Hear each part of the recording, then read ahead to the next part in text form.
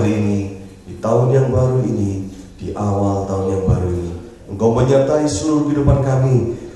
Sedang jemaat-Mu yang Kau kasih, Engkau memberkati semua yang ada di tempat ini, maupun seluruh saudara jemaat kami yang terkasih dimanapun mereka berada, maupun saudara kami yang sedang dalam perjalanan. Biar Engkau menyertai semuanya hingga boleh berkumpul di tempat ini tanpa kekurangan suatu apapun.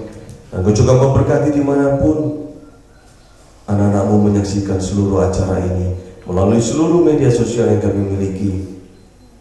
Biar Engkau memberkati mereka sebagaimana Engkau memberkati kami di tempat ini ya Bapa. Engkau menyertai dan memberkati, memimpin kami dengan Roh Kudus-Mu.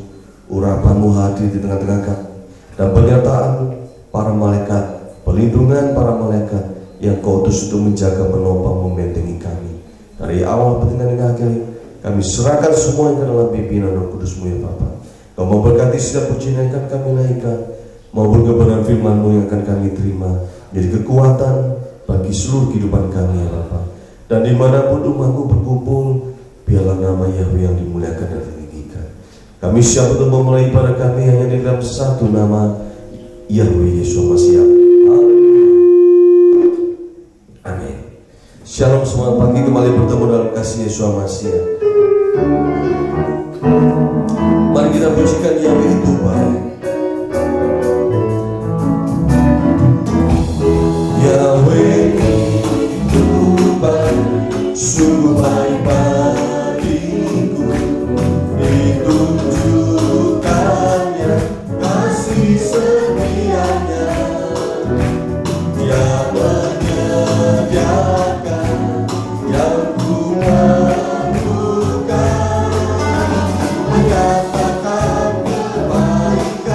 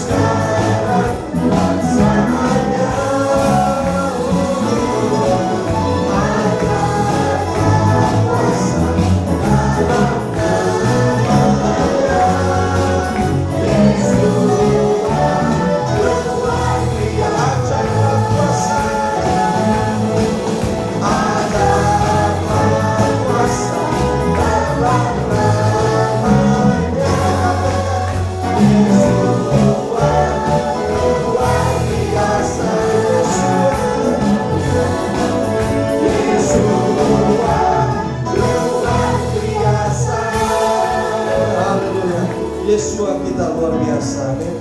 Silakan duduk. Saya panggil kesaksian pujian dari anak-anak. Silakan maju ke depan.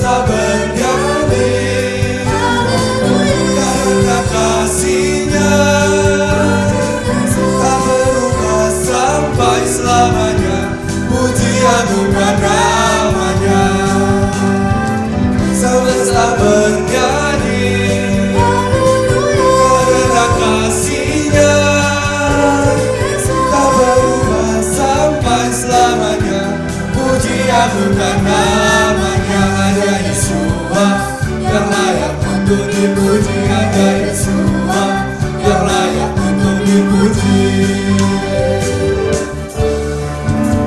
Dengan firman-Nya yang ajaib, tercipta karyanya, siang dan malam, langit dan bumi, semua yang ada.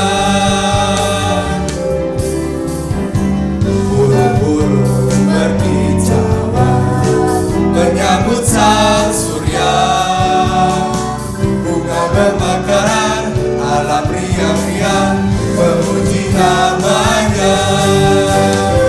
Semesta bernyanyi karena kasih-Nya tak berubah sampai selamanya.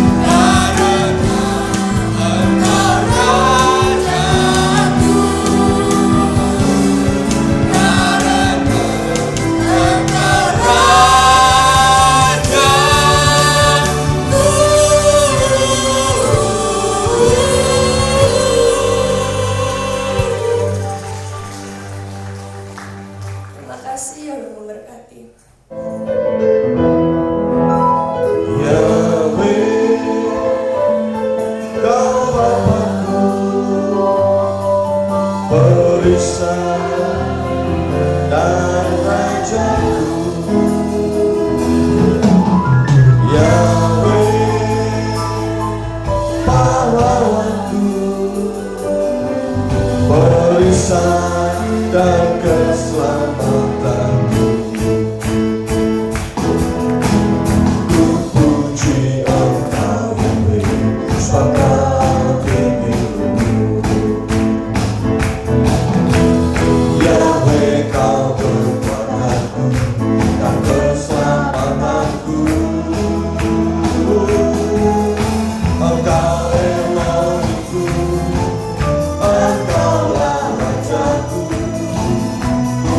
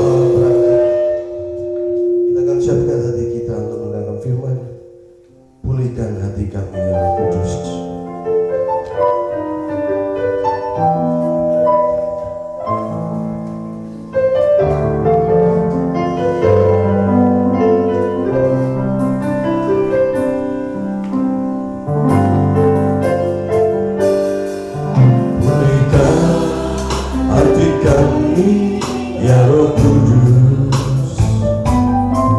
Pulihkan dengan kuasa urapan, pulihkan sekarang dengan hadirat-Mu, segarkan jiwa. Betapa ku rasakan kebaikan kasih-Mu senantiasa memuaskan.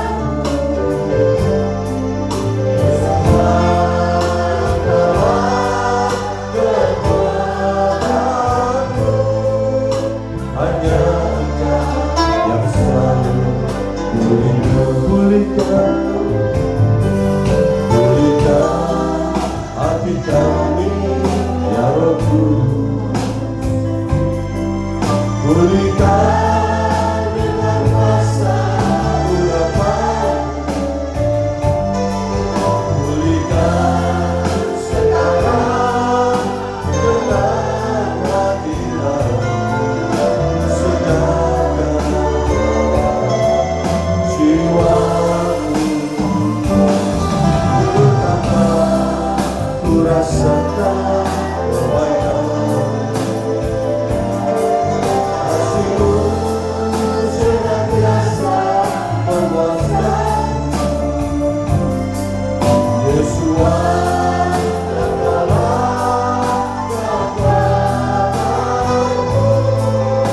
hanya Engkau yang selalu kurindu. Pulihkan sesakan, pulihkan hati kami, Roh Kudus. Pulihkan dengan kuasa urapan-Mu, pulihkan dengan hadirat-Mu, segarkanlah jiwaku. Betapa ku rasakan kebaikan-Mu, kasih-Mu senantiasa memuaskanku. Elohim, Engkaulah kekuatanku, hanya Engkau yang selalu kurindu. Betapa ku rasakan kebaikan-Mu, kasih-Mu senantiasa memuaskanku. Yesus, Engkaulah kekuatanku, hanya Engkau yang selalu kurindu. Yesus, Engkaulah kekuatanku, hanya Engkau yang selalu kurindu. Hanya Engkau yang selalu kurindu.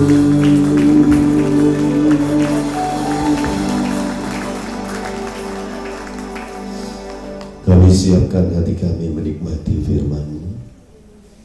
Urapi kami dengan Roh-Mu. Terima kasih Bapa. Di tahun yang baru, tahun 2026, kami semua dalam keadaan yang baik. Semua karena anugerah-Mu. Kami percaya sepanjang tahun ini, penyertaan-Mu, perlindungan-Mu, anugerah kemurahan-Mu terus berlaku dalam hidup kami, sehingga membuat kami tetap dapat mengasihi Engkau. Kami tetap dapat bertekun di dalam taburan yang terbaik dalam hidup ini. Terima kasih. Kami serahkan waktu yang ada, pemberitaan firman-Mu dari awal hingga akhir dalam pimpinan Roh Kudus. Segala puji syukur hormat kebesaran kemuliaan bagi Elohim kami demi nama Yahweh Yeshua HaMashiach. Haleluya. Shalom. Bienaventuranza abundante sempre. Saudara semua diberkati Yahweh Yesus masih berlimpah-limpah selama-lamanya.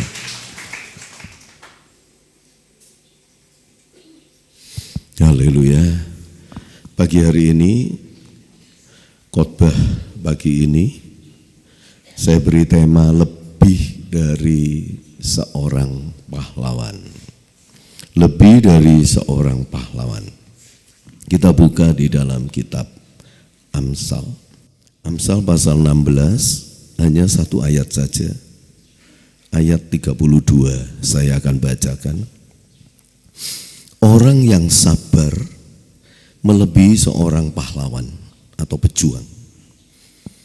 Orang yang menguasai dirinya melebihi orang yang merebut kota. Amin. Saudara, seorang pahlawan di Indonesia ini nanti ada orang yang diberi gelar pahlawan nasional, betul nggak? Sekalipun dia sudah meninggal, ya. Lalu ada taman makam pahlawan, betul? Jadi kalau orang biasa boleh nggak di situ? Nggak boleh kan? Nah, apa artinya seorang pahlawan, pejuang, seorang yang bisa merebut sebuah kota? Itu artinya orang yang terkenal, betul nggak? Orang yang dianggap dalam struktur masyarakat itu dianggap seorang yang sangat berjasa, seorang yang banyak memberikan sumbangsih kepada bangsa dan negara, kan begitu kan? Ya. Tapi saudara, di sini dikatakan bahwa seorang yang sabar dan yang bisa menguasai dirinya itu lebih dari orang seperti itu. Artinya tidak usah kita itu menjadi seorang yang terkenal. Tidak perlu kita menjadi seorang yang menurut acuan masyarakat, ya, umum atau mainstream. Wah, itu orang yang hebat. Enggak perlu kita menjadi seperti itu, karena ada yang lebih hebat dari itu. Kita sekarang masuk di tahun 2026. Sebentar lagi 2027, 28 dan sebagainya. Saudara, saya tidak tahu, kita semua tidak tahu apa yang akan terjadi untuk hari-hari esok. Kalau saudara melihat di YouTube, tahun 2026 itu dipenuhi dengan malapetaka. Bencana, malapetaka, pergolakan politik, banyak negara yang bangkrut, banyak peperangan dan sebagainya dan sebagainya. Belum lagi sakit penyakit. Apalagi Dautoni ini ya, Dautoni bilang tahun 31 dan tahun 32 itu masa awal, masa kesusahan besar. Saudara, itu Dautoni yang ngomong. Tahun 2012 saya sudah katakan kepada jemaat di sini bahwa saya diberitahu Yahweh tahun 32 adalah masa kegelapan. Itu kira-kira 13 tahun yang lalu ya. 13 tahun yang lalu saya sudah mendapat pesan itu, dan waktu itu belum ada seorang pun di dunia yang berkata bahwa wah, awal masa kesusahan besar tahun 31, 32 itu enggak ada. Enggak ada ramalan apapun tentang dunia yang akan kacau di tahun 30 ke atas, itu belum ada. Itu baru ada 1 tahun yang lalu, yaitu tahun 2025. Banyak pemberitaan, baik dari pendeta maupun dari para normal yang berkata bahwa tahun 30 ke atas dunia itu masuk dalam kegelapan yang luar biasa.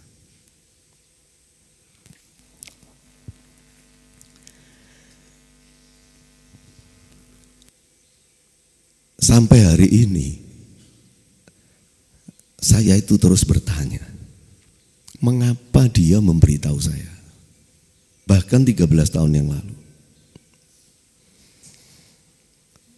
Saudara harus tahu ya, jika seseorang itu diperlakukan khusus oleh Elohim, itu bukan karena orang itu lebih baik dari orang yang lain. Bukan karena orang itu orang yang lebih rohani dari orang lain. Tidak, saudara. Tetapi seperti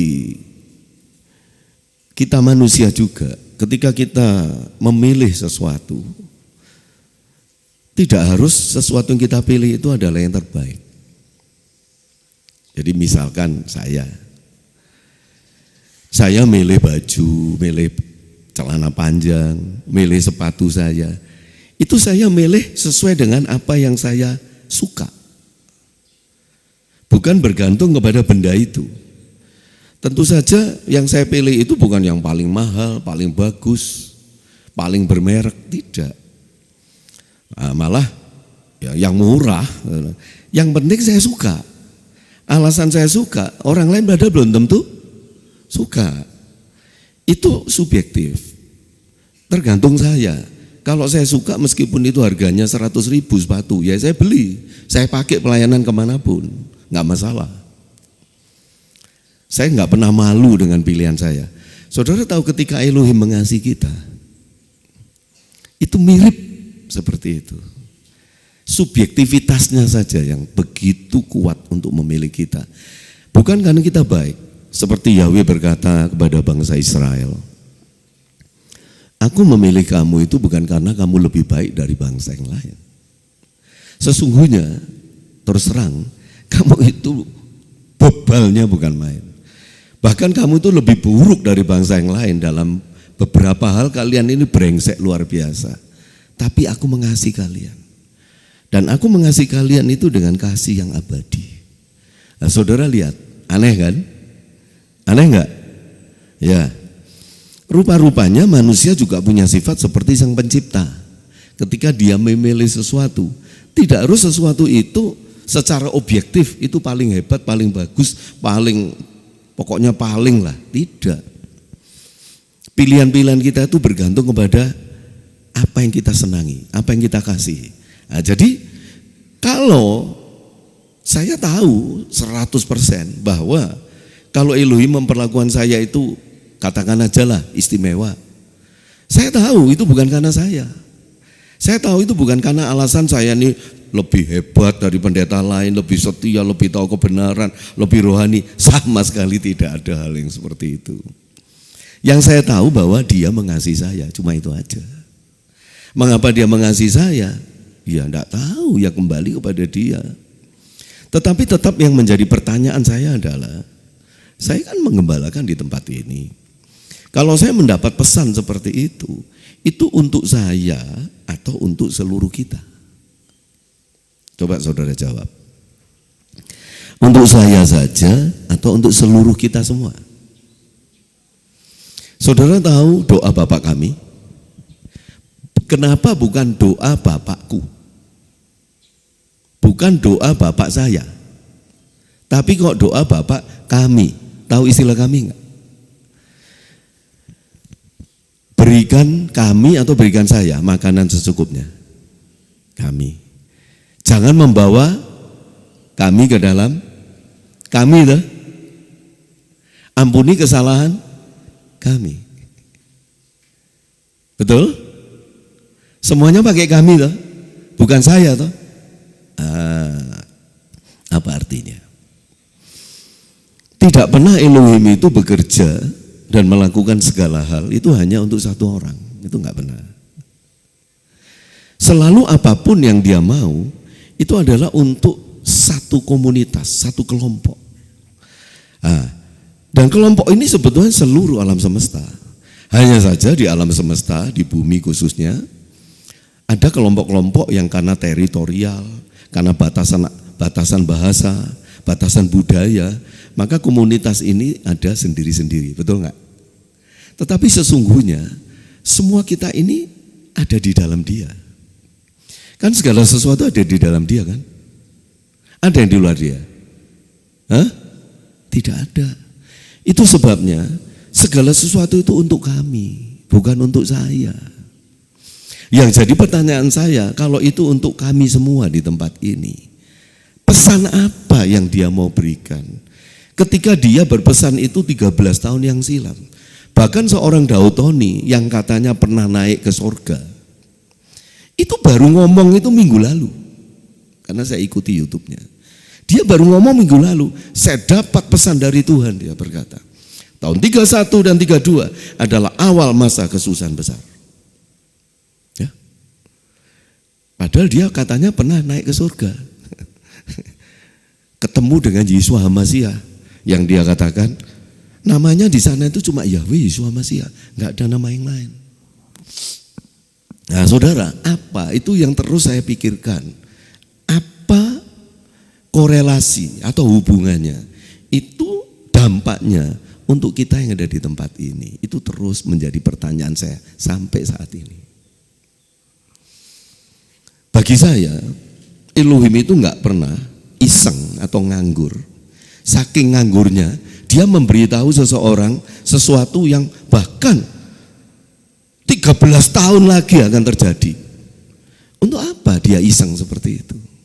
Saudara pikir kitab Wahyu waktu ditulis, kitab Wahyu itu saudara, itu benar-benar berisi yang namanya eskatologi, ya, sesuatu yang belum terjadi.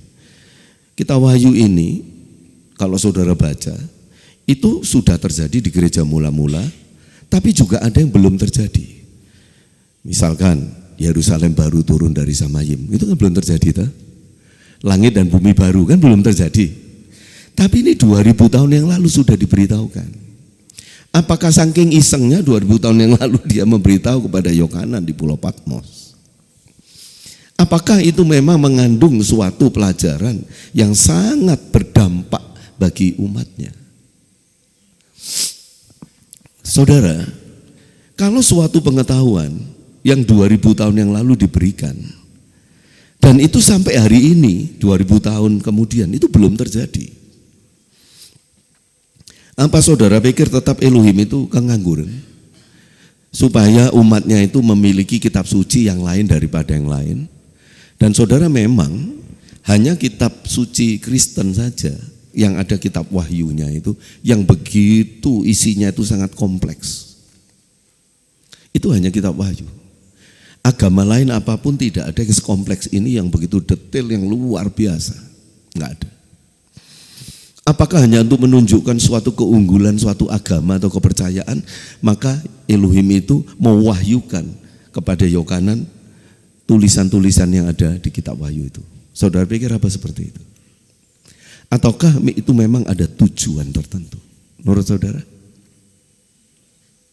Ada tujuannya enggak?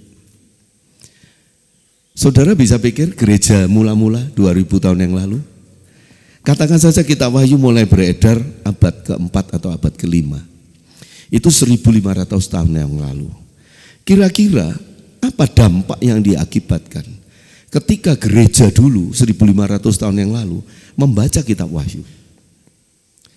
Apa relevansi atau hubungan mereka, iman mereka, harap mereka, kasih mereka dengan kitab wahyu? Sekarang saya tanya sama saudara. Saudara senang baca kitab wahyu enggak? Saudara sering enggak baca kitab wahyu lalu merenungkan apa yang akan terjadi kelak?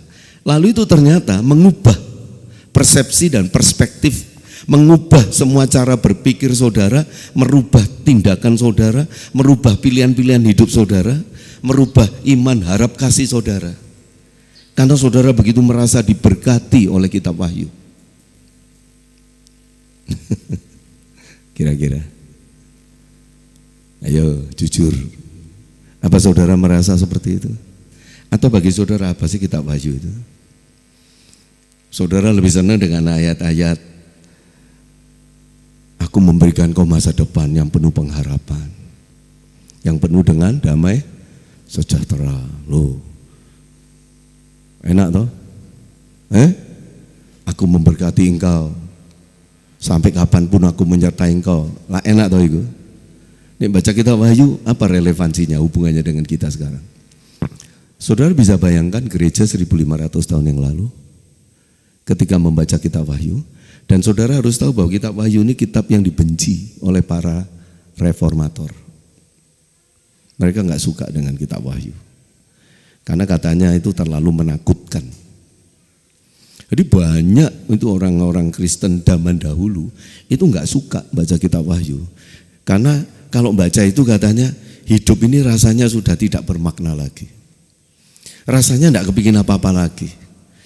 Hanya menantikan kedatangan Yeshua HaMasyiah dan sebagainya. Apa memang seperti itu? Saudara, ini yang selalu juga harus menjadi pertanyaan bagi saudara di tempat ini. Apa yang dipesankan Elohim? Ya, ketika saya melihat Daud Tony berkata seperti itu, ya, saya merasa tidak sendirian. Bisa ngerti ya? Saya merasa tidak sendirian. 13 tahun yang lalu waktu saya mengatakan itu kepada jemaat, saya diberitahu Yahweh bahwa 20 tahun ya. Ya, 20 tahun, 2012 ya. 20 tahun yang akan datang. Itu tahun 32 kan? 20 tahun lagi akan ada masa kegelapan. Bukan 13 tahun maksud saya, 20 tahun. Dan itu saudara pasti ingat toh saya ngomong seperti itu. Ya. Bahkan saya waktu itu nelpon adik saya Samuel. Yaitu waktu itu dia di Batu. Sam, apa yang akan kamu lakukan jika 20 tahun lagi tiba masa kegelapan? Waduh, enak pindah ke Samakosa semua, ke Tomohon. Sampai anak-anak Remnant itu kan datang semua itu ke sini, beli tanah dan sebagainya. Sampai akhirnya mereka kembali. Saudara, pesan-pesan seperti itu memang tidak aktual, tidak menarik.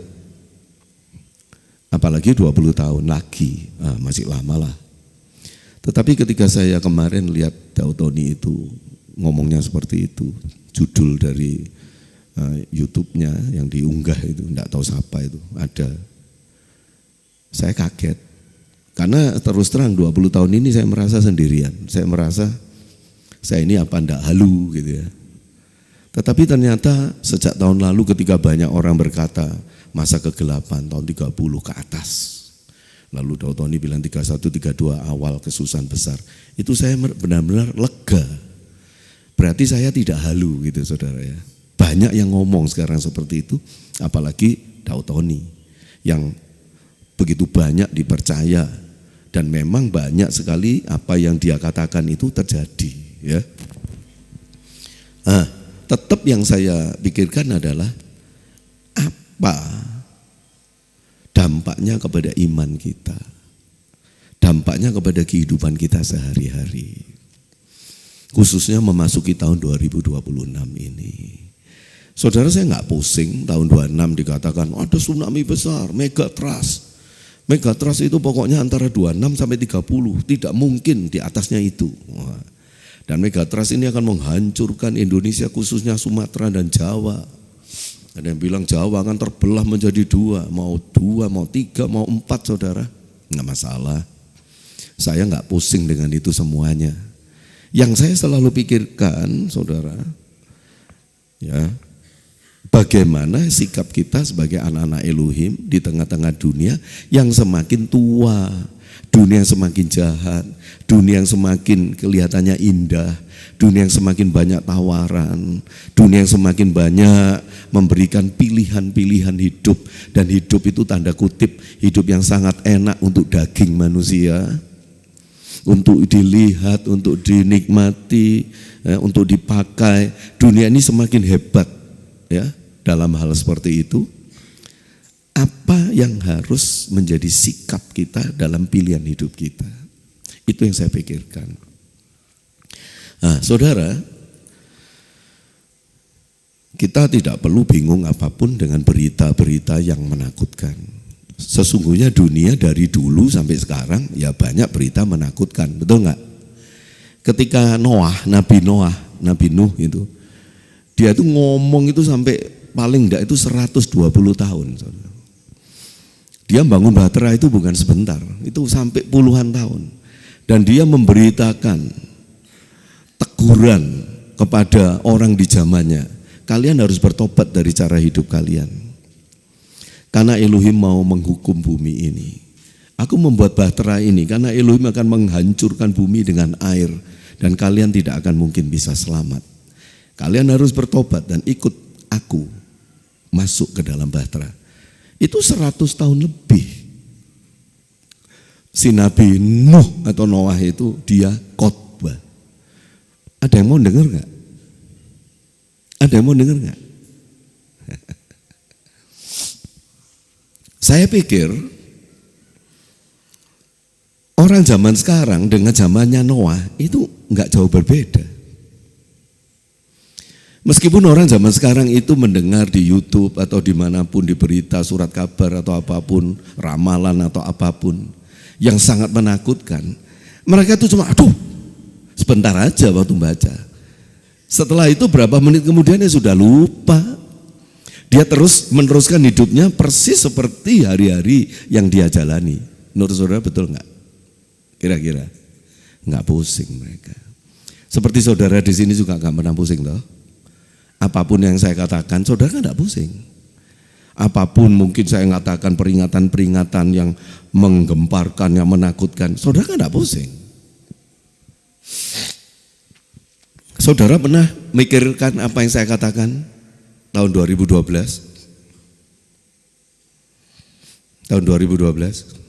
mikir waktu saya bilang, Elohim bilang tahun 32 ada masa kegelapan. Saudara mikir terus? Saya yakin tidak. Yang saudara pikirkan Pak, cuma yopo carane duit-duit akeh ya dah. Enggak. Ya apa caranya punya kerjaan yang enak, sedikit tenaga, sedikit modal tapi badine akeh. Yang saudara pikir itu paling dah. Saudara pernah mikir apa sih masa kegelapan itu? Kira-kira apa yang terjadi? Lalu saya harus bagaimana? Mikir memang. Saya yakin tidak. Kebanyakan manusia tidak seperti itu.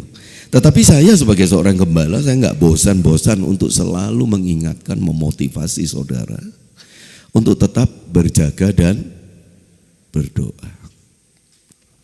Dan salah satunya memasuki tahun 2026 ini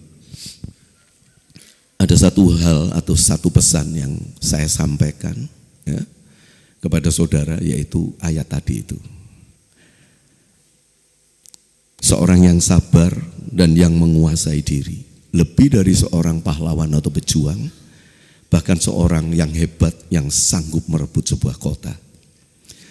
Keterkenalan, ketersohoran, kehebatan, keistimewaan, penghargaan.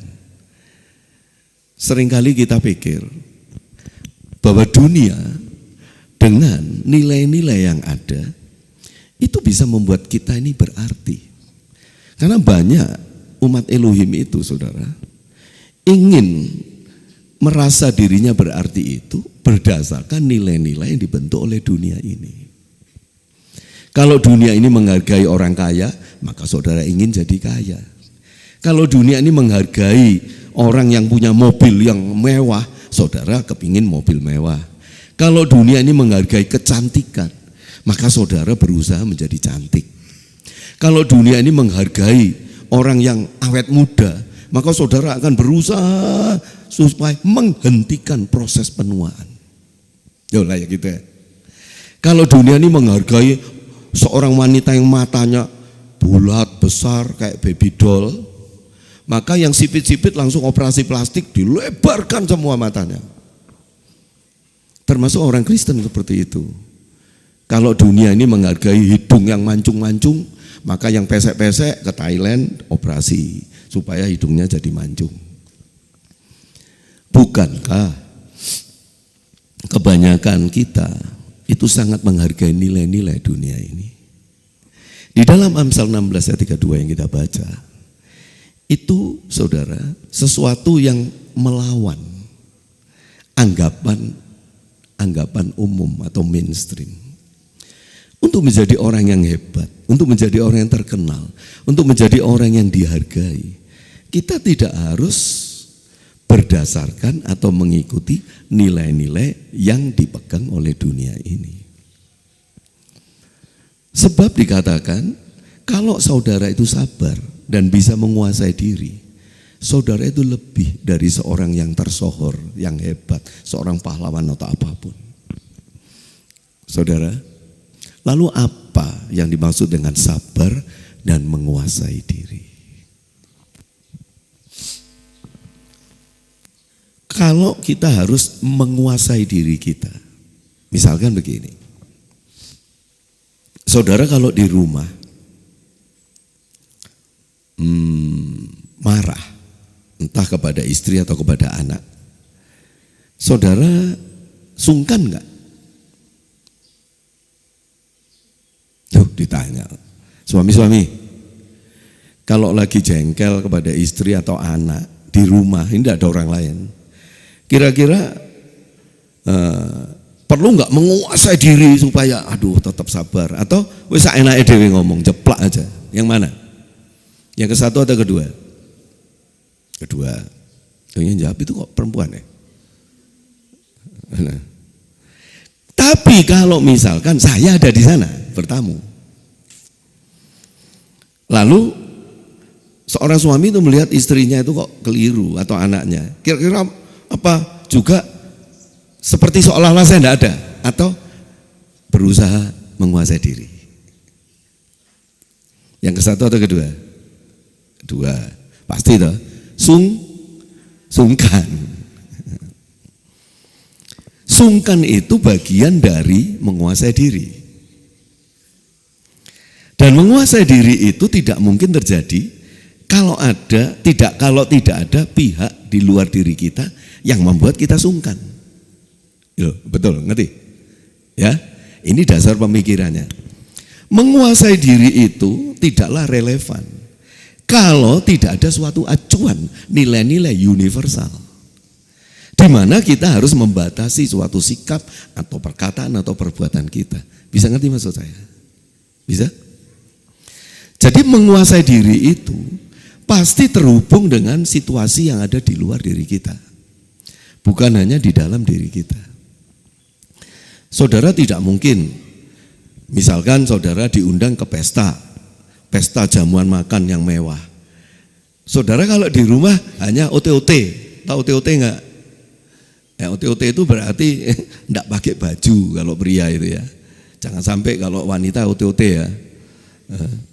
Saudara di rumah kaosan singlet, celana kolor, sakarepe dhewe. Lah nek diundang di pesta makan seorang pejabat yang mewah, saudara mau celana kolor sama kaosan singlet? Tidak mungkin ya. Saudara pakai baju yang bagus. Nah, ketika saudara pakai baju yang bagus, itu bentuk menguasai diri. Bentuk menguasai diri. Saudara harus membatasi kebebasan saudara berpakaian itu tadi. Saudara harus, ya paling tidak bagus. Saya waktu masih kecil, itu paling benci di foto. Kenapa? Karena kalau di foto, saya tuh dipaksa pakai baju yang bagus. Nah, saya tuh senengnya itu kaosan singlet. Nah, ya. Lah, dipaksa pakai baju bagus. Zaman dulu baju yang bagus itu saudara, kainnya itu tidak seperti sekarang. Kain katun yang paling bagus itu mahal harganya. Dulu yang murah-murah itu kain yang bukan dari katun. Tidak tahu campuran nilon sama poliuretin, plastik ya saudara. Yang kalau dipakai itu aduh, tahu. Gatel, tahu enggak? Jadi kalau saya pakai itu saya mesti tangan saya. Jadi kalau di foto itu saya tidak senang. Pakai baju yang tadi hadiah ulang tahun. Waduh, manteng kon. Masalahnya kalau beli baju itu nggak pernah saya yang disuruh milih. Itu loh susahnya jadi anak kecil. Dianggap itu nggak ngerti apa-apa. Dianggap anak kecil itu nggak punya keinginan. Padahal anak kecil itu punya keinginan. Ya orang tua ya, kalau belikan anaknya sesuatu, jangan orang tuanya yang milihkan, suruh dia milih sendiri. Kecuali kalau milihnya keliru, ngawur, nyeleneh, lah baru diarahkan. Beli baju aja mesti dibelikan orang tua atau dibelikan paman, bibi. Wah, menurut mereka ini bagus, padahal menurut saya, waduh, ini siksaan yang paling hebat itu. Saya tuh saking traumanya sampai inget baju itu, modelnya, warnanya, coraknya, sampai hari ini loh saya ingat. Padahal waktu itu umur saya kita kira-kira hanya ya 8 tahun 9 tahun. Sampai sekarang saya ingat baju itu. Warnanya itu agak-agak merah-merah maron begitu. Jadi kalau dipaksa foto ya saya pakai cepat-cepat. Begitu selesai foto saya lari masuk kamar, saya lepas kaosan singlet lagi. Nah, saudara, itu bagian dari membatasi, menguasai diri. Karena saya sungkan dengan orang tua, semua bagus bajunya, masa aku sekausan singlet? Ya dimarahi, ya sudah. Daripada dimarahi, saya mau pakai. Itu bagian dari menguasai diri. Artinya, saudara tidak bisa menguasai diri kalau saudara tidak punya acuan yang sangat, istilahnya itu fundamental. Suatu acuan yang benar-benar akan membuat saudara itu menguasai diri saudara sedemikian rupa, sehingga saudara tidak akan pernah keluar dari nilai acuan itu. Bisa ngerti maksudnya? Kata-kata saya mungkin kalimatnya terlalu panjang ya. Bagi saudara yang tidak suka baca buku dengan kalimat panjang-panjang, mungkin agak sulit mengerti kata-kata saya. Tapi saya ulangi lagi, menguasai diri dan sabar itu pasti sangat bergantung dengan nilai-nilai yang ada di luar kita. Misalkan sabar ini, ya gampangnya ini, di Indonesia ini ada suatu kebudayaan yang sangat aneh. Budayakan antri. Itu budayakan antri itu saya pikir di negara lain nggak ada. Indonesia itu memang kebudayaannya sangat kaya ya. Kaya dengan kebudayaan. Tapi ada kebudayaan yang aneh. Budayakan antri. Loh antri loh kok dibudayakan. Nek membudidayakan ikan, membudidayakan ya binatang-binatang, unggas-unggas tertentu, itu masuk akal. Kalau membudayakan antri, itu saya nggak mengerti. Kenapa tidak membudayakan daripada alih-alih masyarakat harus antri? Budayakanlah untuk pegawai-pegawai yang melayani masyarakat, baik dari sipil maupun dari baik dari awam atau dari pemerintah, budayakan supaya mereka melayani dengan cepat, sigap, segera dan tidak bertele-tele. Betul nggak? Betul nggak? Lah kenapa yang dibudayakan antrinya? Sedang ya orang yang melayani itu santai, enak, tertawa-tawa. Saya kadang-kadang gemesnya bukan main kalau lihat itu. Nah itu ada yang aneh. Tapi saudara tahu, ketika saudara ngelihat kerumunan orang banyak yang lagi antri, sedang saudara ini sangat terburu-buru, saudara tetap harus sabar nggak? Karena nek nyerobot dibokem. Saya pernah antri bensin saudara, jalurnya salah, saya nggak tahu di Manado itu. Saya pikir, oh enak, nggak terlalu antri. Kok sedikit ya, cuma 3 mobil, saya masuk aja saudara. Enggak lama saya didatangi orang, Pak, permisi, kalau mau beli bensin itu antrinya di sana Pak. Saya lihat di sana ada puluhan mobil saudara. Loh aku antri bensinku entek. Antri itu entek 2 liter ya. Saya tahu gitu, oh iya ya maaf saya enggak ngerti, saya mundur. Saudara enggak bisa melawan antrian, betul enggak? Karena itu sudah ada di budaya di Indonesia. Dan ada menteri kebudayaan yang melindungi kebudayaan. Loh ya apa? Saudara nyerobot, enggak bisa. Nah, berarti saudara kalau sabar menunggu giliran, itu tetap ada acuannya, yaitu budaya antri itu tadi. Bisa ngerti maksud saya? Jadi saudara itu jadi orang sabar atau menguasai diri, itu karena ada acuan tertentu. Ada suatu standar kehidupan tertentu yang harus saudara taati, saudara hormati, saudara ikuti. Bisa ngerti maksud saya? Kalau ngerti bilang amin. Supaya saya tahu saudara ngerti. Ngerti acuan enggak sih? A itu tanpa, cuan itu untung. Jadi tanpa untung. Itu ada itu orang jual tanpa untung di Tomohon. Gak cuan. Loh gak percaya. Mie gak cuan. Saudara bacanya kan gacuan. Gaco itu kalau bahasa Surabaya, gaco itu berarti jagoan. Jadi kalau kita main kelereng misalkan, Iki gacoku, ada kelereng khusus yang kita pilih. Wah kalau ini ditembak kan, saya kan suka main kelereng itu. Titis. Nah, rupanya kelereng ini memang sangat stabil ya. Tidak semua kelereng stabilnya sama. Ini kok ngomong soal kelereng. Jadi itu gacoan itu berarti sesuatu yang andalkan, jagoan. Tapi itu juga kalau ga-nya itu dikasih petik atasnya gak cuan. Itu artinya dia itu jual murahnya luar biasa. Benar toh murah toh? Ah kamu ini. Ngono ae tertarik. Apa nih sing enak, saudara? Loh, Pak Gembala belum pernah micip ya ngomong gak enak. Pasti lebih enak masakanku. Dia gak percaya. Apa enak ini itu? Di sini buka gerudukan kabeh merono, loro weteng kepanasan. Kepedesan ya Nal ya. Saya bilang sama Ronald, aduh waktu Om Elisa ke Jawa, banyak gak cuan itu tutup. Salah nih gak cuan. Ya apa iso bisnis nih gak ono cuane, gak ono untungnya ya toh. Banyak yang tutup gede-gede. Dan gak pernah tertarik saya dengan hal-hal seperti itu. Apa sih sing didol? Mie. Aduh. Nanti minuman yang aneh-aneh saudara seneng. Saudara kan, wah saya sudah ke sana. Nah, saudara tahu, itu nilai yang sedang dibentuk oleh dunia di sekitar kita. Nilai yang dibentuk di sekitar kita adalah kalau ada sesuatu yang baru, kamu sudah ke sana belum? Belum. Oh, kamu berarti apa? Kuper, kurang pergaulan. Kamu sudah ke sana? Toto fore. Ya toh? Saya tuh senang melesetkan gitu-gitu, saudara. Coba kon merono terus lak toto fore.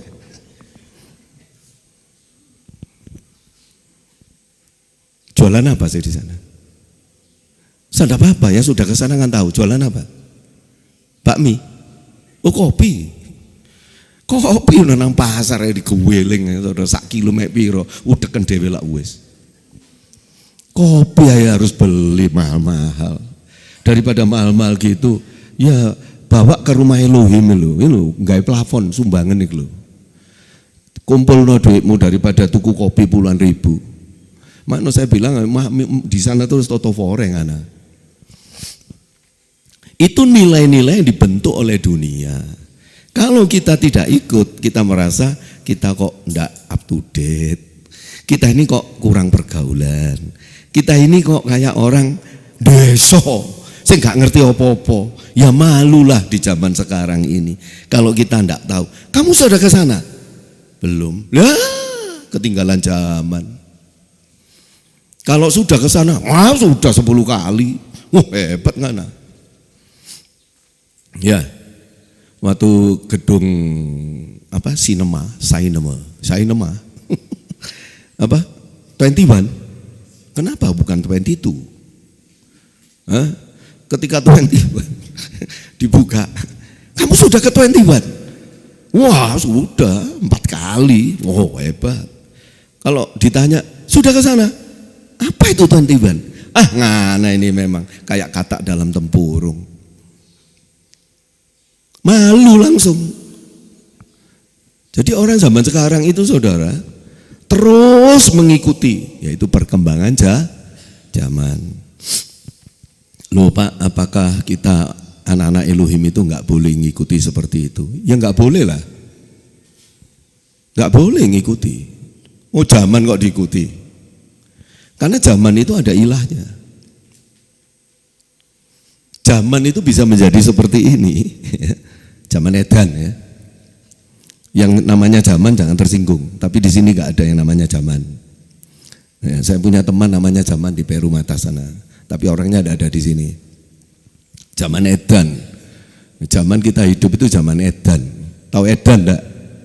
Gila, tahu enggak? Zaman ini saudara, ada namanya ilah zaman. Semua itu yang menggerakkan iblis. Iblis yang memberikan iluminati, pencerahan kepada orang-orang durhaka untuk terus mengelola dunia ini dalam suatu sistem atau kosmos dan membuat semua orang itu meninggalkan Elohim. Tujuan dari semuanya adalah untuk kita meninggalkan Elohim. Mengapa di dalam kitab Mazmur dikatakan Asaf ya yang bilang, jangan buat aku kaya supaya aku tidak melupakan engkau. Ya, Asaf ya. Tapi ya jangan buat aku miskin agar aku tidak mencuri. Betapa lemahnya manusia. Di situ saya melihat betapa manusia itu sangat bergantung dan sangat terkontaminasi dengan keadaan. Saya kalau baca itu, saya selalu gini, masa sih kalau saya kaya itu, saya akan melupakan Elohim. Masa kalau saya miskin, saya itu akan mencuri. Kurang miskin apa saya ini? Sejak kecil, miskinnya ndak karu-karuan sejak kecil. Sekolah itu saudara beli tas tidak bisa, beli buku tidak bisa, beli seragam tidak bisa. Ayah saya itu cuma bisa belikan saya sepatu. Sepatu pun harus dibelikan yang dari karet cor-coran, tidak ada sambungannya, tidak ada lemnya, tidak ada jahitannya. Karena saya itu ngerusak sepatu seminggu sekali. Karena kaki saya nggak bisa diam, lari terus, hancur semua sepatu. Akhirnya papi ini hilang, kehabisan kesabaran. Carikan sepatu yang paling kuat, buatan Cina. Karet memang cor semuanya, rasa no. Panasnya enggak karuan, warnanya hitam. Kalau upacara panas, kaki itu panasnya enggak karuan. Kalau masuk air, saudara banjir, waduh ceprok-ceprok, licinnya bukan main. Itu masa kecil itu sangat teringat ya. Jadi jangan memperlakukan anak kecil itu dengan semena-mena, saudara. Itu sampai mati pun dia ingat, saudara. Betapa kita ini dizolimi oleh orang tua ya. Tapi sebetulnya bukan, ayah saya tidak bermaksud membuat saya menderita. Tapi ayah saya kan ya miskin, kasihan. Jadi kalau dibelikan sepatu sak minggu rusak lah. Duit belonjo entek kayak tuku sepatu nih Elisa lah.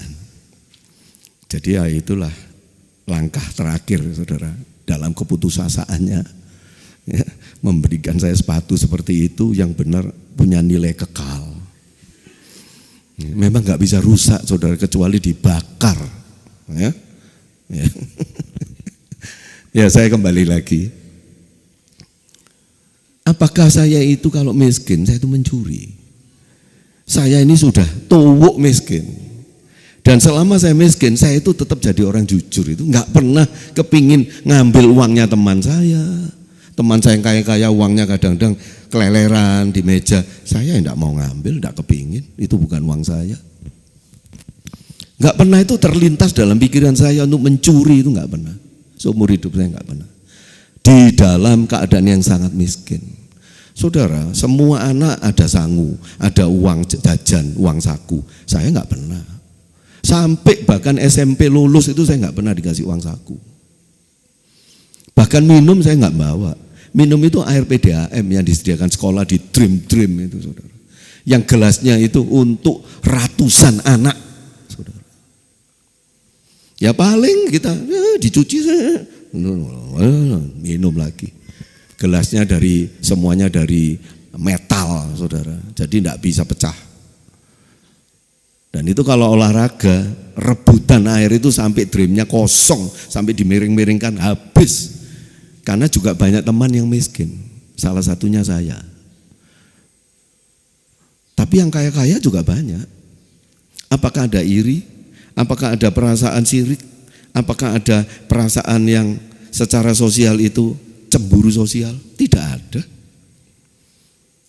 Lalu saya berpikir, kalau saya kaya raya, apakah saya akan melupakan Elohim? Lah di situ saya agak bingung jawabnya, karena saya belum pernah jadi kaya. Kalau miskin saya sudah, saya bilang Asaf ini bilang jangan buat aku miskin supaya aku tidak mencuri. Enggak, aku pernah miskin, aku tidak mencuri. Aku enggak apa-apa kok miskin. Nah, tapi begitu dia bilang jangan buat aku kaya supaya aku tidak melupakan engkau. Ini saya bingung agak. Karena saya belum pernah jadi kaya. Kaya dalam arti kaya raya ya. Sampai uang itu sampai enggak tahu jumlahnya berapa, itu pasti kaya ya. Tapi beda sama saudara ketika saldonya itu sudah entek, berapa saldomu? Lupa saya. Nah, itu lain. Tapi saking akeh kayak Paman Gober itu saudara, sampai uang itu untuk kolam renang, mandinya di uang gitu. Ya, semuanya keping-keping uang dari emas. Wah, itu kayanya luar biasa. Pasti Paman Gober nggak tahu ini jumlah uangnya ini. Tapi kalau sampai tahu ya kebangetan memang saudara. Saya enggak pernah jadi kaya seperti itu. Sehingga saya enggak bisa menjawab, apakah kalau saya bisa melupakan Elohim? Tapi kalau saya berkaca kepada diri saya sebagai manusia yang secara daging itu gampang terbuai dengan kenikmatan hidup, gampang terbuai dengan hal-hal yang indah, yang enak. Coba kalau enggak percaya, ini jemaat ini ya, jemaat ini sekarang, ini kalau 10 tahun yang lalu fenomena ini belum ada, ini fenomena akhir zaman. Kalau liburan nginep di hotel, ini fenomena akhir zaman. Enggak ya? Lah itu 5 tahun 10 tahun yang lalu enggak ada itu jemaat yang kalau liburan itu nginep di hotel. Masalahnya hotelnya itu di Manado, udaranya lebih panas dari di sini. Kalau kami dulu di Surabaya panas, lalu nginep hotel di Batu karena mencari udara sejuk. Ya. Yang aneh adalah ketika di sini udaranya dingin, lalu liburannya itu di hotel yang panas, lalu supaya enggak panas pakai AC gitu. Itu bagi saya agak aneh. Tapi saya enggak protes, silakan. Ini saya cuma berandai-andai. Kalau 5 tahun yang lalu jemaat itu enggak ada yang nginep di hotel. Tapi sekarang sudah kebiasaan itu. Loh, termasuk keluarga saya ini seperti itu. Sama, saya ini enggak, semua ini keluarga saya toh. Semua saya kasih. Saya itu enggak pernah nyindir, enggak. Ngilokno ya sering. Nek nyindir saya enggak suka ya. Karena nyindir itu bentuk dari kefasikan. Basein, nah itu bentuk dari kefasikan. Itu tidak jujur, tidak. Kalau mau kompeten sebagai seorang anak Elohim, kita itu negur orang ya tegur. Kalau salah kita bilang salah. Saudara, tapi saya tidak bilang ini salah. Saya bilang ini juga diri saya seperti itu, fenomena. Mungkin saya di bidang otomotif, ya. Di bidang otomotif, saya bisa hanyut. Ketika berkat itu banyak, saya milih mobil yang lebih mahal, lebih enak, lebih bagus. Saya sudah hanyut, saya akui, ya. Tetapi melalui kecelakaan tahun yang lalu, di situ saya sadar, saya dikembalikan. Tidak bisa kita menuruti terus nilai-nilai yang dibentuk oleh dunia ini. Itu masalahnya. Saudara, 5 tahun yang lalu enggak pernah liburan ke Manado, ke hotel-hotel. Sekarang banyak yang melakukan itu. Itu pasti karena saudara ada kelebihan finansial, betul enggak? Ayo, betul enggak? Nah, kalau saudara 1 tahun 2 tahun ke atas ke depan, saudara semakin berlimpah uangnya. Saya yakin saudara itu tidak akan puas hanya dengan di Manado. Saudara akan pergi ke Jawa, minim. Lalu ke luar negeri bahkan. Dan itu yang terjadi di seluruh dunia seperti itu.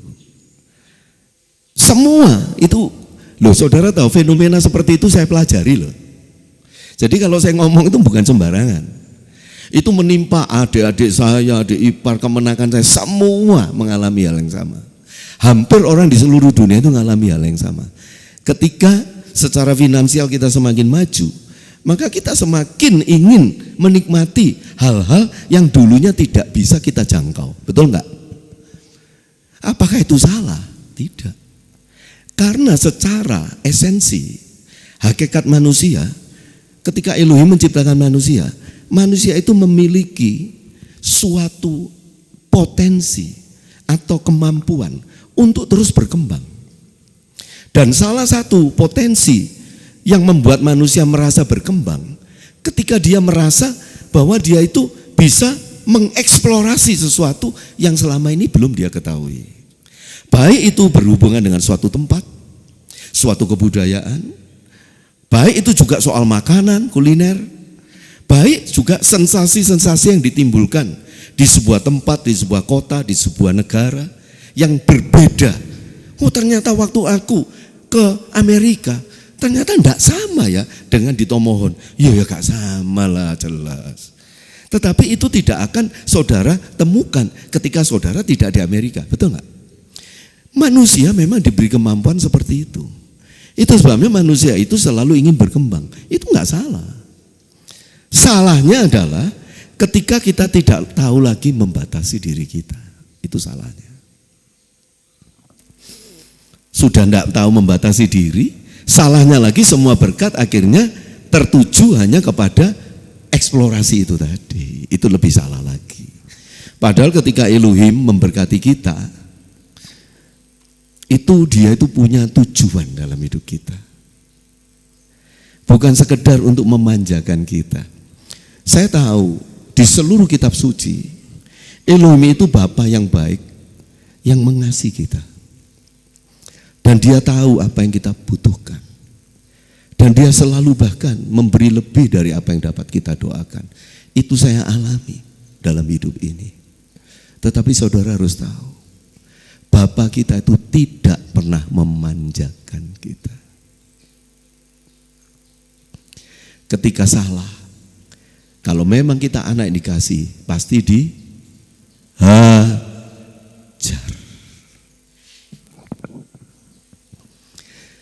Tetapi banyak orang Kristen itu terlena ketika dia merasakan kebaikan Elohim yang luar biasa.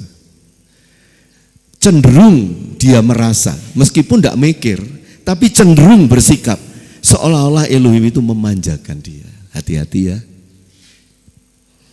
Kenapa saya bisa katakan memanjakan?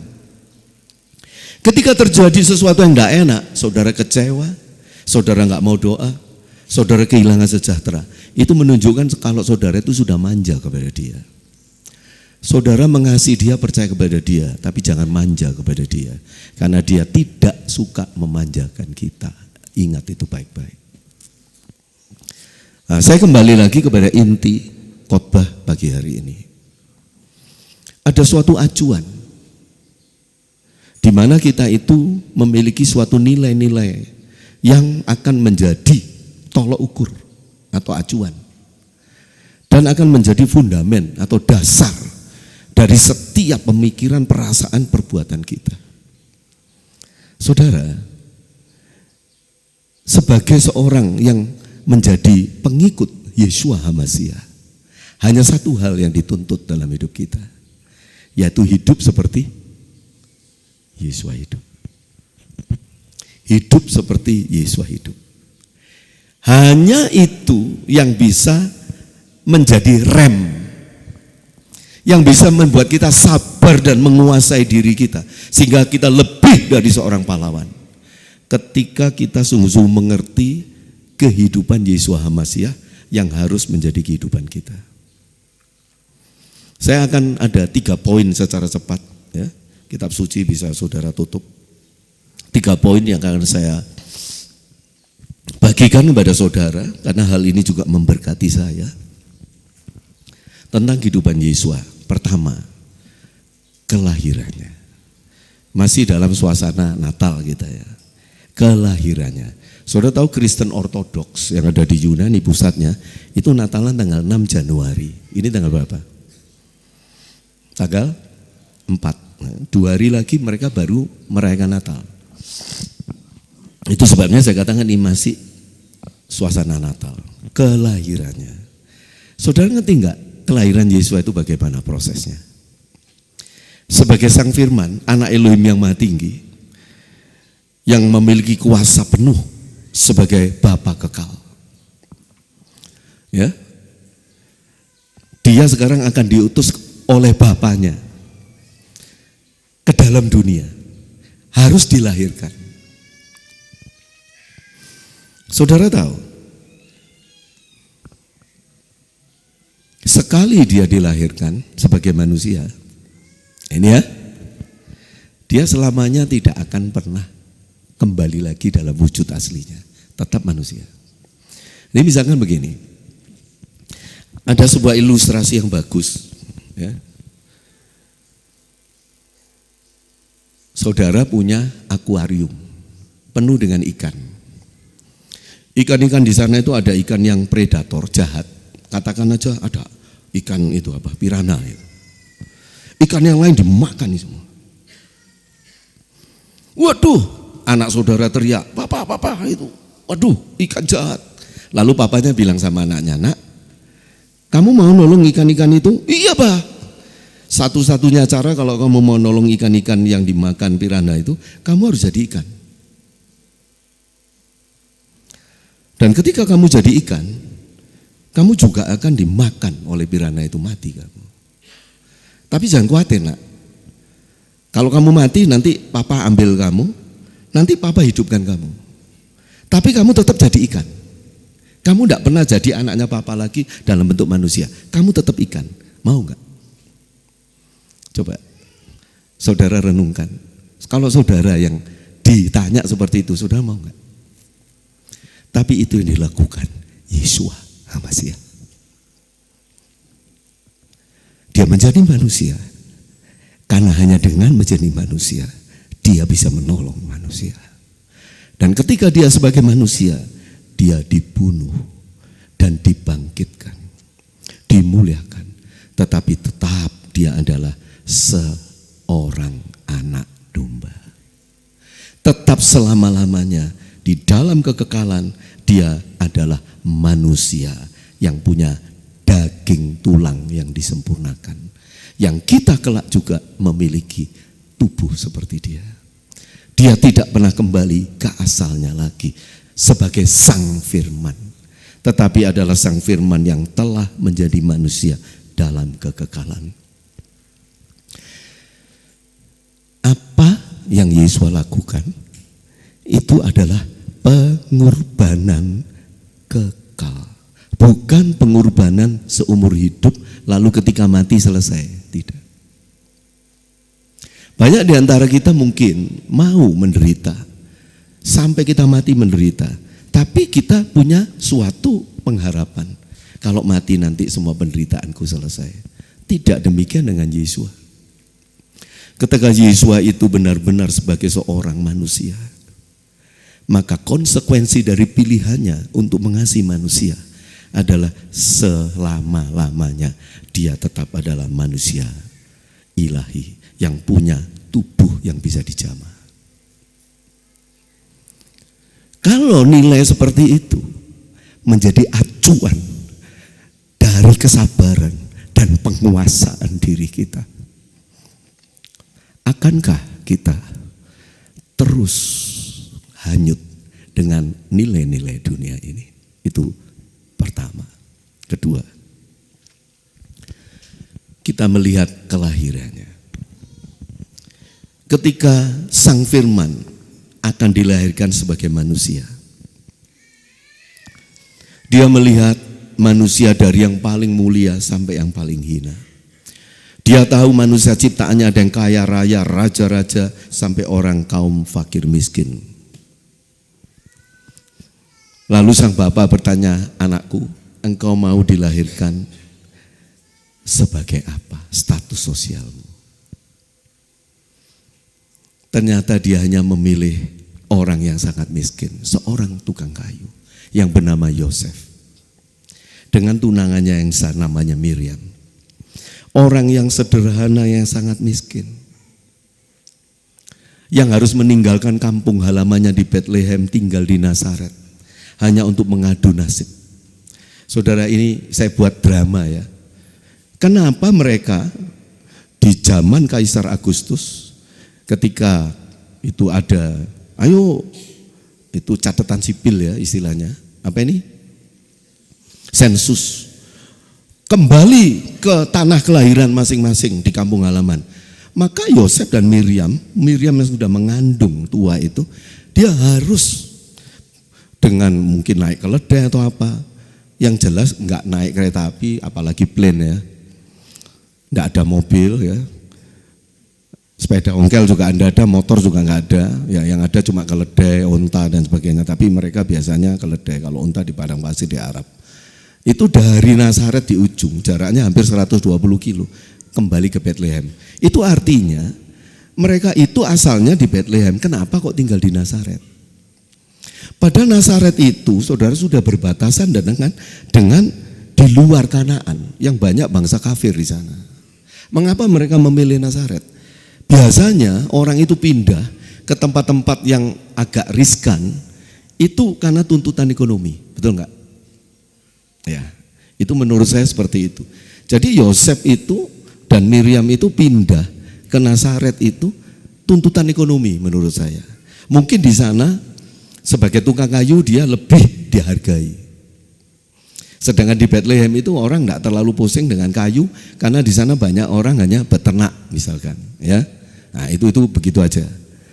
Nah, ketika Yesua sebagai sang firman ditanya bapaknya, "Nak, kamu akan milih dilahirkan di bumi. Kamu milih status sosialmu apa? Anak raja, anak bangsawan, anak petinggi, atau anak orang miskin?" Dia berkata, "Aku mau jadi anaknya orang miskin saja." Maka lahirlah dia di palungan. Bahkan tidak ada rumah penginapan yang mau menampung dia. Saya yakin bukan karena penuh. Penuh itu hanya bahasa apa? Bahasanya orang bisnis. Kayak parkiran penuh, tapi kalau saudara kasih uang 50.000 sama tukang parkirnya, langsung saudara dikasihkan tempat parkir. Hotel penuh, kalau saudara bisa bayar 2 kali lipat, ada kamar yang bagus untuk saudara. Tapi saking miskinnya mereka itu, semua penginapan bilang penuh. Paling tidak, kalau mereka melihat orang miskin masuk ke hotel, waduh hotel nanti kotor semua, betul nggak? Ya, coba saudara pakaian compang-camping lalu pergi hotel. Saya mau nginep di Presiden Suite. Nanti saudara, hotelnya bilang kamu bayar mahal, tapi sprayku rusak kabeh, anjangku rusak kabeh. Kamu bawa anakmu modelnya kayak preman, mencolot sana, mencolot sini, di hotel sofanya dinaik, kira-kira kamu diusir enggak? Ya itu. Tetapi juru selamat kita memilih status sosial dalam kelahirannya. Itu hanya sebagai orang miskin. Dan sepanjang hidupnya dia tetap miskin. Bahkan dia meneruskan sebagai tukang kayu. Ketika Yosef ayahnya mati, meninggal, Yesua adalah tukang kayu. Terkenal sebagai tukang kayu dari Nazaret. Yang ketika dia tergantung di kayu salib, dia tidak bisa mewarisi bahkan sebuah rumah sederhana untuk ibunya. Sehingga dia berkata pada Yohanan, mulai sekarang ini ibumu Yohanan. Dan ibu mulai sekarang Yohanan adalah anakmu. Dan sejak hari itu firman katakan, Miriam tinggal di rumah Yohanan sampai matinya. Yesua itu seumur hidupnya miskin. Seumur hidupnya miskin. Itu kelahirannya dia pilih seperti itu. Sekarang saya kembalikan pada saudara. Kalau saudara sebelum jadi manusia, saudara diberi kesempatan, kamu mau dilahirkan sebagai anak raja atau anaknya tukang kayu, saudara milih mana? Jujur, pasti raja toh? Itu bedanya saudara dengan dia. Bagaimana mungkin? Begitu banyak perbedaan. Yang ketiga, kematiannya. Ketika dia mati, dia bisa milih mati seperti apa. Tetapi dia milih kematian itu dengan yang paling hina, yaitu disalib. Di zaman Kekaisaran Romawi, penyaliban hanya dilakukan kepada penjahat yang sangat ternista atau dihina. Dan Yesus memilih itu untuk di kayu salib. Dia bisa kalau milihnya matinya melalui yang lain, dirajam batu atau apa, bisa kalau dia mau. Tetapi itu sudah menjadi nubuatan, bahkan 1000 tahun sebelum terjadi itu, yaitu di kitab Mazmur tentang kayu salib, tentang sang Masiah yang tergantung di kayu salib, yang dikelilingi oleh lembu-lembu basan. Mereka mengundi jubahku. Itu tentara-tentara Romawi. Itu sudah dinubuatkan semua. Dinubuatkan tentang muridnya yang mengkhianati dia. Orang yang duduk makan sehidangan dengan aku, mengangkat tumitnya terhadap aku. Dan Yesua 1000 tahun kemudian, sejak zaman Mazmur dituliskan oleh Daud, ketika Yesua memilih Yudas Iskariot, Yesua berkata, aku tahu siapa yang kupilih. Dia tahu bahwa ini akan menjual dia, akan mengkhianati dia. Tetap dia memilih. Dia memang menentukan semua destiny dirinya, tujuan hidupnya, itu dia tentukan semuanya. Apa yang terjadi dengan Yesus itu bukan acak, bukan probabilitas atau kemungkinan. Tapi semua itu ada di dalam rancangannya sebagai pemilik dunia dan alam semesta.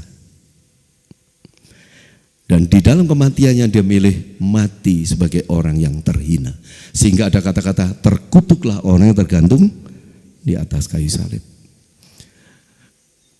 Di dalam matinya dia diapit atau ada di antara para penjahat. Di kiri kanannya itu adalah penjahat-penjahat. Dan bahkan kuburan pun hanya pinjam. Kedatangannya, kelahirannya, kematiannya, semuanya adalah nilai-nilai yang sangat bertolak belakang dengan nilai yang sedang dibentuk oleh dunia ini. Dan bagaimana mungkin kita sebagai pengikut Masiah, kita memiliki nilai hidup yang justru bertentangan dengan dia? Apakah kita memang pengikutnya? Atau hanya orang yang bersimpati terhadap dia? Yang hanya mengagumi dia, tetapi tidak pernah mau hidup seperti dia. Saudara, ketika saya pindah ke tempat ini, ada 1-2 teman saya semasa kuliah teologi, pendeta ya, punya gereja di Jawa, sempat mampir ke sini. Dia lihat, dia masuk ke gedung gereja yang dari kayu ini, dia mengamati situasi, dia bilang, waduh kok Elisa, jadi ya dia juga orang Chinese.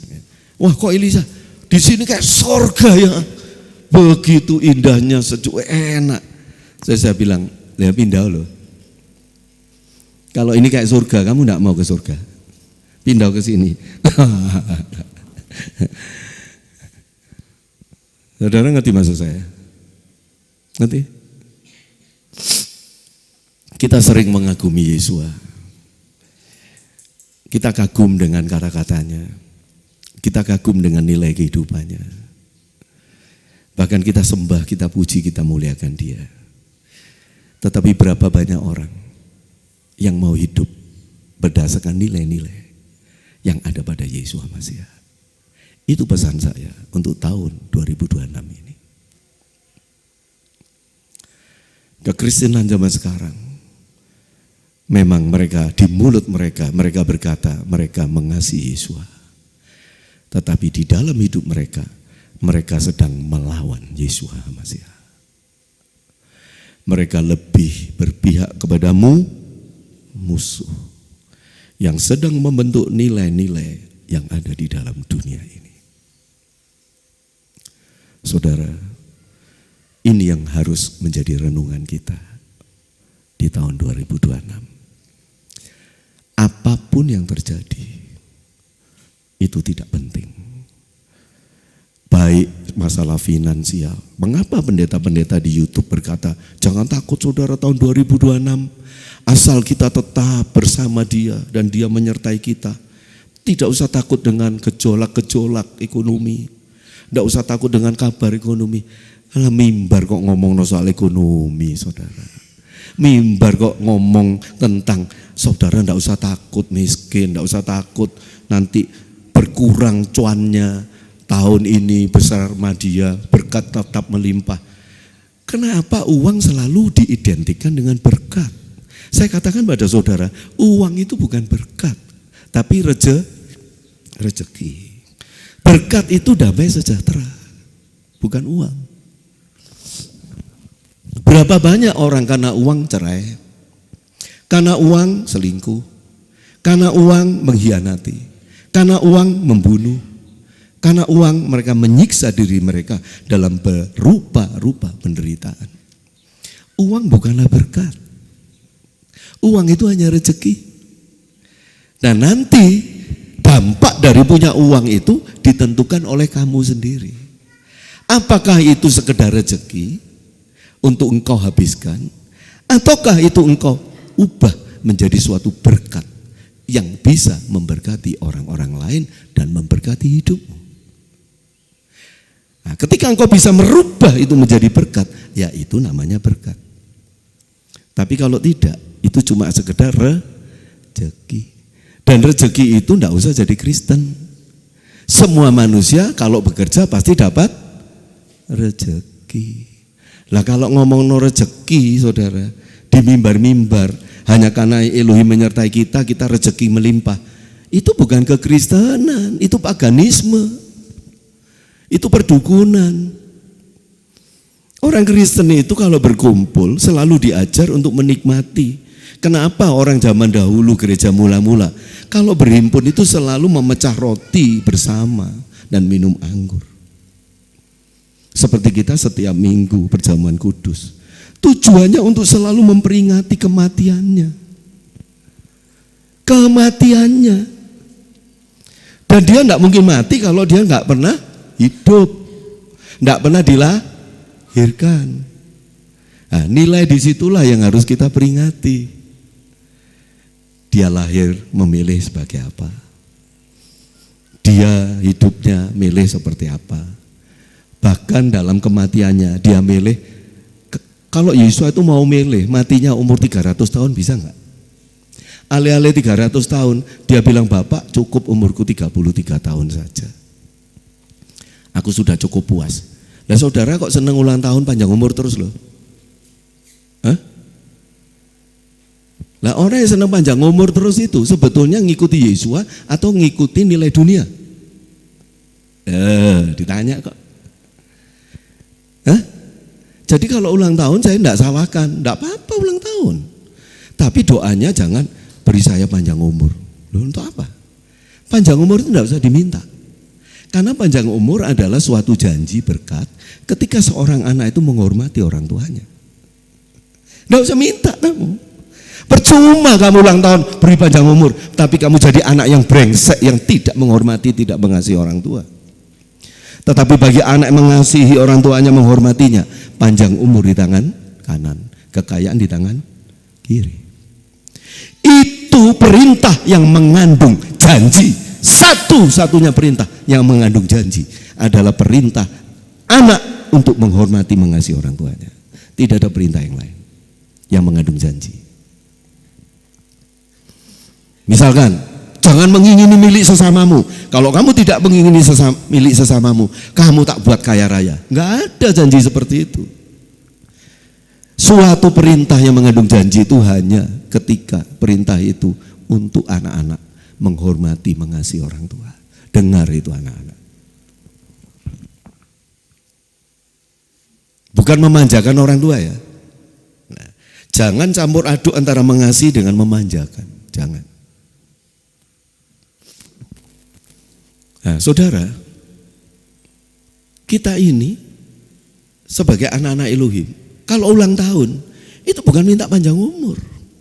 Yang diminta kalau dia seorang anak masih punya orang tua, biarlah dia jadi anak yang menghormati, mengasihi orang tuanya. Amin.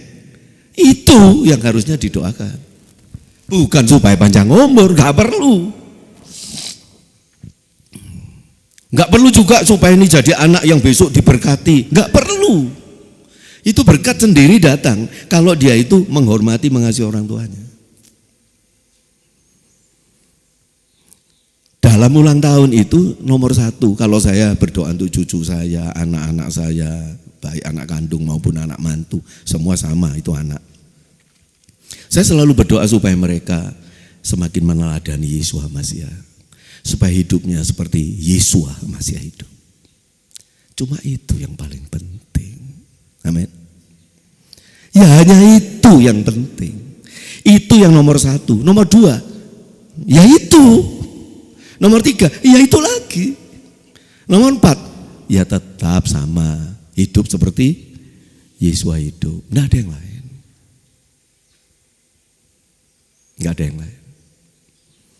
Karena hanya itu satu-satunya yang penting dalam hidup ini. Yesua itu repot-repot dengan segala macam pengorbanannya untuk menyelamatkan kita. Itu bukan supaya kamu itu jadi orang kaya raya yang bisa kemana-mana. Bukan jadikan kamu supaya kamu itu jadi orang-orang yang konglomerat, yang bisa punya pegawai banyak, pabrik banyak. Tidak. Dia repot-repot datang dari Bapa ke dunia ini hanya untuk menjadikan saudara seperti Dia. Dan ketika dia jadi manusia, 3 nilai itu tadi ya, yang saudara lihat, yang saya terangkan. Bahkan ketika dia memilih kematiannya, memilih cara yang paling hina, yaitu mati di kayu salib. Dan mati muda. Di dalam Mazmur dikatakan orang yang mati sebelum separuh usianya, katanya itu adalah orang fasik. Jadi orang itu batas umurnya kalau 80 tahun menurut Mose, maka matinya itu umur 40 tahun, itu orang fasik. Kalau acuannya 120 tahun, kitab Kejadian, maka kalau umurnya 60 ke bawah mati, itu orang fasik. Yesus itu matinya umur 33, jadi fasik enggak dia? Iya. Dia dianggap orang fasik. Karena dia menanggung semua kefasikan manusia. Itu sebabnya dia tidak mau melampaui setengah umurnya, yaitu melampaui 60 atau 40. Enggak mau dia. 33 tahun mati. Karena aku mewakili manusia yang fasik. Seharusnya saya dan saudara itu matinya itu umurnya segitu semua kalau bisa. Loh semua fasik loh. Enggak boleh mencapai 40 tahun. Kalau batas umur 80 itu sebelum mencapai setengahnya itu orang fasik. Nah semua kan fasik di sini. Termasuk saya kan fasik. Memang di sini ada orang benar 100% angkat tangan. Harusnya kita tuh mati sudah. Tapi kenapa kok ada yang masih umurnya 60, 70, 80, 45, 50. Semua adalah anugerah. Persis seperti minggu lalu saya khotbahkan, dia memang tidak berbuat mujizat terus menerus, tetapi mujizatnya yang paling hebat adalah ketika dia terus menerus setia kepada kita, sekalipun sering kita tidak setia. Dia tidak menghukum kita seperti Ananias dan Sapira. Dia tidak menghukum kita seperti Sodom Gomora. Dia tidak menghukum kita seperti zamannya Noah. Dia tidak menghukum kita seperti Niniwe, ancamannya, tidak. Betapa banyak kesalahan kita yang dijauhkan sejauh timur dari barat. Jangan pernah sombong dan meninggikan diri di atas orang lain. Kita semua sesungguhnya di hadapan Dia. Sebetulnya kita ini bukan apa-apa, bukan siapa-siapa. Tetapi mengapa dikatakan engkau mulia? Dan engkau berharga di mataku. Tidak ada yang mulia dan berharga di mata Elohim selain putranya sendiri yang ada di pangkuannya dalam kekekalan. Dan mengapa dia berkata kepada umatnya, kau berharga, kau mulia di mataku. Karena tujuannya adalah menjadikan kita seperti putranya sendiri. Mengerti saudara?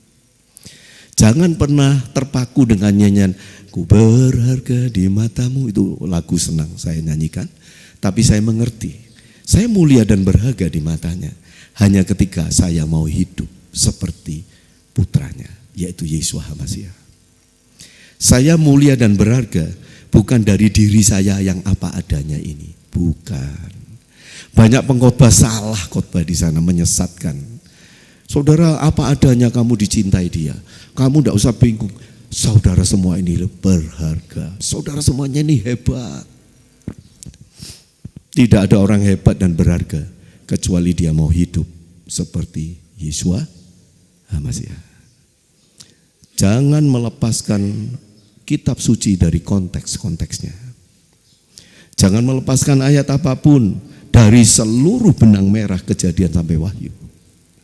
Kita mulia, berharga di matanya, bukan karena kekurangan atau kelemahan kita, bukan karena keterbatasan kita sebagai manusia, tetapi karena di dalam keterbatasan kita sebagai manusia, kita berusaha, kita berjuang, kita rindu untuk menjadi seperti Sang Firman yang menjadi manusia. Yahweh memberkati saudara semua. Haleluya.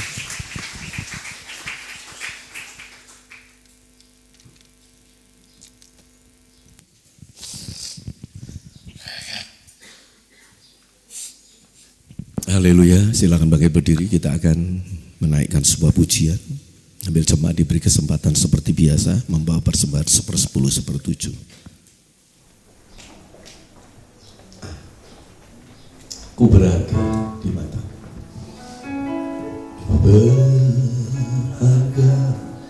di mata, mulia dalam pandanganmu. Ku berharga di mata Yesus yang mengasihiku. Berharga di matamu, mulia dalam pandanganmu. Berharga di matamu, Yesus yang mengasihiku. Dipanggil, ku ditebus, dijadikan milik kesayangan. Ku dibentuk, ku diciptakan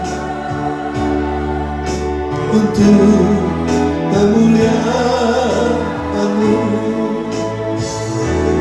Ku dipanggil, ku ditebus, dijadikan milik kesayangan. Ku dibentuk, ku diciptakan untuk kemuliaan-Mu. Untuk kemuliaan-Mu.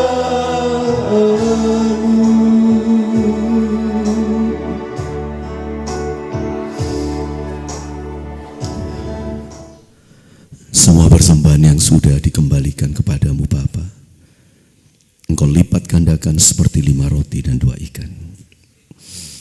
Dan seluruh jemaat yang sudah diberkati hidupnya, kami bersyukur sehingga mereka bisa melakukan apa yang menjadi kehendak-Mu. Dan Kau terus menambahkan kepada mereka iman, harap, dan kasih yang mereka dapat ekspresikan melalui setiap ketaatan dan kehidupan mereka yang terus berbuah-buah untuk kemuliaan nama-Mu. Terima kasih. Kami siap menerima tubuh dan darah anak domba Elohim. Diberkati saudara-saudara kami yang melayani kami. Segala puji syukur hanya bagi-Mu, demi nama Yahweh Yeshua HaMasiah. Haleluya. Amin.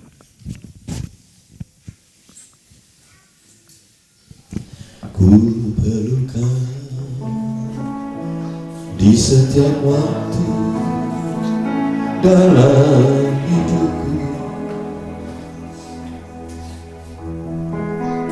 Ku merindukan saat indah bersama.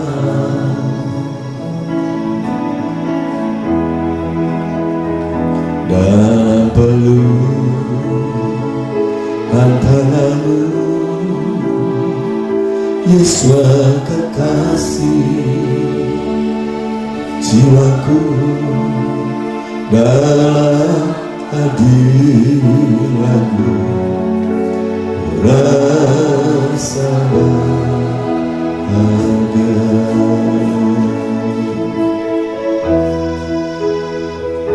Ku perlukan di setiap waktu dalam hidupku.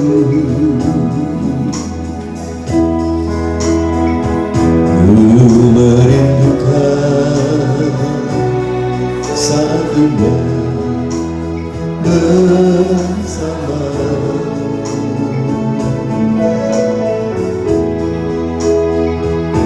Dalam pelukan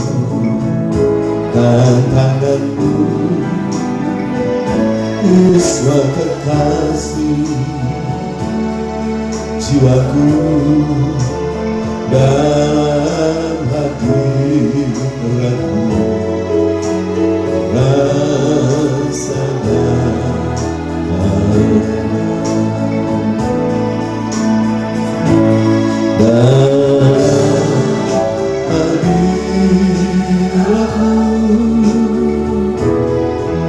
dalam pelukanmu, silakan balik putri, dalam naunganmu, dalam urapanmu, dalam kuasa Rohmu,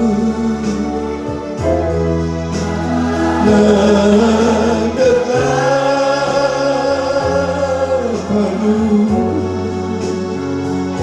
itu yang ku perlu. Elohimku, dalam hadiratmu, dalam pelukanmu, dalam naunganmu, dalam urapanmu, dalam kuasa Rohmu, dalam dekatmu,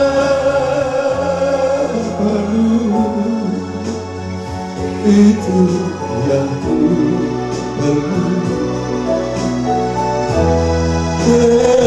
Elohimku,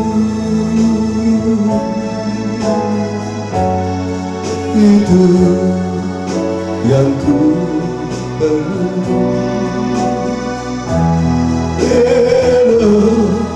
Elohimku.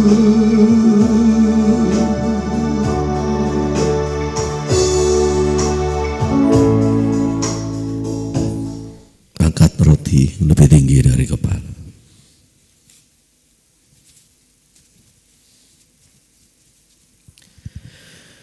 Pada perjamuan malam terakhir, Yesua mengambil roti, mengucap syukur, memberkatinya lalu memecah-mecahkannya, dan dia berkata, inilah tubuhku yang diserahkan bagi kamu. Makanlah roti ini, yaitu tubuhku. Barang siapa makan tubuhku, roti ini, dia tidak akan mati, tetapi hidup selama-lamanya. Bukankah roti yang atasnya kita ucapkan syukur adalah persekutuan dengan daging anak domba Elohim? Amin. Demi nama Yahweh Yeshua Mashiach kita makan.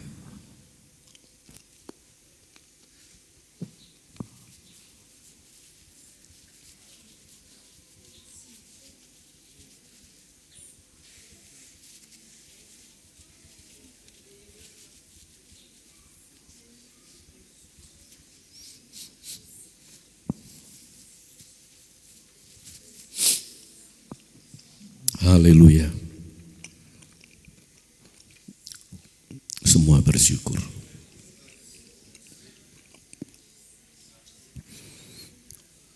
mengangkat cawan anggur lebih tinggi dari kepala.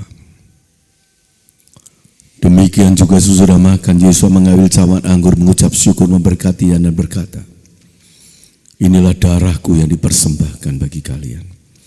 Darah perjanjian yang menghapus setiap dosa dunia. Darah yang menyembuhkan dan memulihkan kita semua. Darah yang menjadi jaminan bagi kita untuk keselamatan abadi kita. Setiap kali kamu makan roti ini dan minum dari cawan ini, kalian memberitakan kematianku sampai aku datang kembali. Bukankah cawan yang atasnya kita ucapkan syukur adalah persekutuan dengan darah anak domba Elohim? Amin. Demi nama Yahweh Yeshua Mashiach kita amin.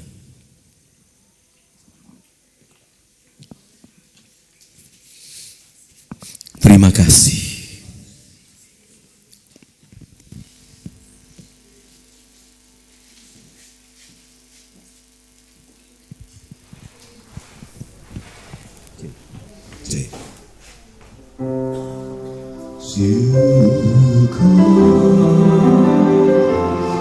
Ku naikkan pada sembah Tuhan yang bagus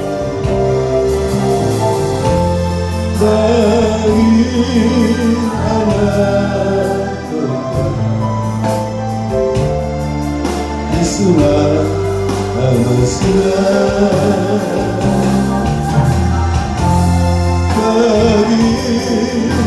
anak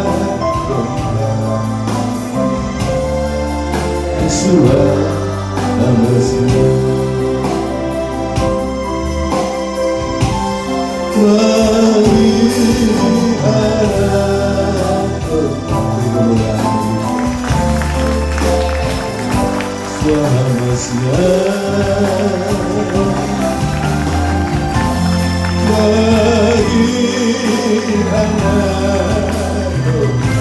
Haleluya. Yesuslah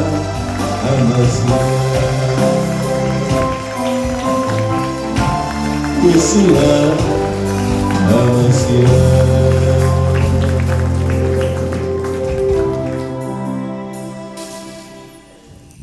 Diberkati anak sekolah minggu remaja muda akan beribadah dan juga disertai, dilindungi, diberkati seluruh jemaat yang akan meninggalkan tempat ini. Kasih karunia rahmat anugerah Bapa selalu melimpah dalam hidup kami. Damai sejahtera Yeshua Mashiach memenuhi jiwa roh kami. Urapan Roh Kudus memberi sukacita keselamatan kami. Segala puji syukur hanya bagi Elohim kami. Demi nama Yahweh Yeshua Mashiach. Haleluya. Terima kasih, terima kasih buat rahmat-Mu, buat pendamaian oleh benar-Mu. Terima kasih buat kasih-Mu, terima kasih buat rahmat-Mu, terima kasih buat jaminan-Mu. Terima kasih buat jaminan-Mu.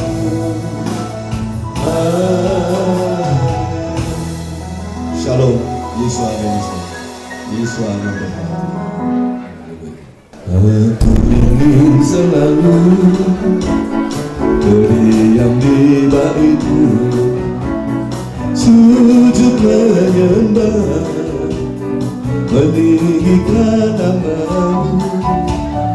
Aku terbangkit bagai raja wali, melintasi awan ke kemenangan di mahkotanya.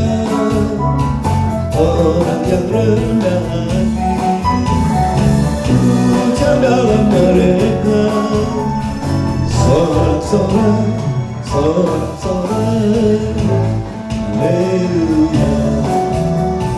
Di mahkotanya, orang yang rendah hati, puja dalam mereka, sorak-sorak, sorak-sorak, Haleluya.